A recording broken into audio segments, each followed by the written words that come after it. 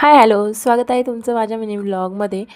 तर आज खरं सांगायचं झालं तर स्वयंपाक करायची अजिबात इच्छा नव्हती आणि भूकही जास्त नव्हती. त्यामुळे म्हटलं चला खिचडी भातच बनवूया. मग काय पटदिशी खाली गेलो आणि खिचडी भातासाठी जे साहित्य लागणार आहे ते सगळं घेऊन आलो. कारण घरात काही अवेलेबल नव्हतं, भाजी वगैरे संपली होती आणि श्रीच्या पप्पांना पण बी शिफ्ट होती, त्यामुळे ते गेले होते ड्युटीला. त्यामुळे आम्हाला दोघांनाच जावं लागलं घेऊन यायला. मग गेलो आणि सगळं साहित्य घेऊन आलो. खाली गेलोच होतो तर येताना दूध पण घेऊन आलो, कारण नंतर श्रेयांशला दूध खूप जास्त लागतं प्यायला.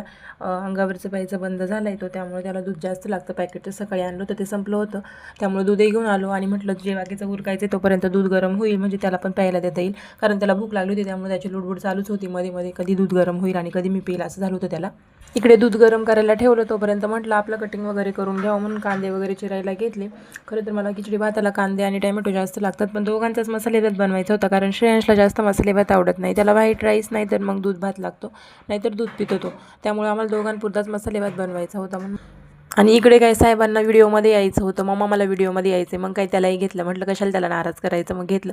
आणि त्यानंतर म्हणतो मला दूध पाहिजे लगेच. मध्ये म्हणतो मला तुझ्या हाताने पाहिजे, मध्ये म्हणतो नाही मीच पिणार.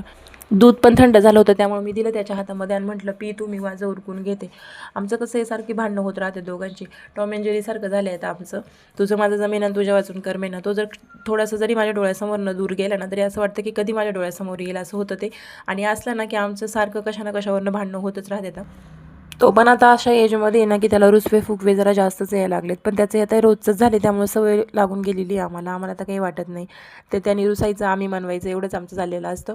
खरं तर जेव्हा मी प्रेग्नंट होते तेव्हा मला वाटत होतं की मला मुलगीच हवी आहे, पण मुलगी नाही झाली, का मुलगाच झाला. पण त्याची आता काही म्हणजे अशी खंत वाटत नाही, अजिबात रिग्रेट होत नाही की मला मुलगी हवी होती आणि मला मुलगा झाला.